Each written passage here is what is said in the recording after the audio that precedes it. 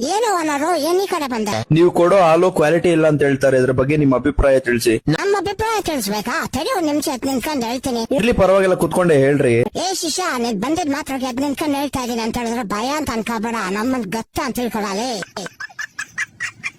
ಅವಾಗ್ಲೇ ಏನೋ ಕೇಳ್ದಲ್ಲ ಅಭಿಪ್ರಾಯ, ಹೇಳ್ತೀನಿ ಕೇಳಿಸ್ಕೊ. ನಮ್ ಎಂಜಲು ನಮ್ ಮುಚ್ಚೆ ಕುಡ್ದು ನಮ್ ಹೇಳ್ತೀನಿ ಬದುಕುದ್ ನನ್ನ ಮಕ್ಕಳು ನೀವು.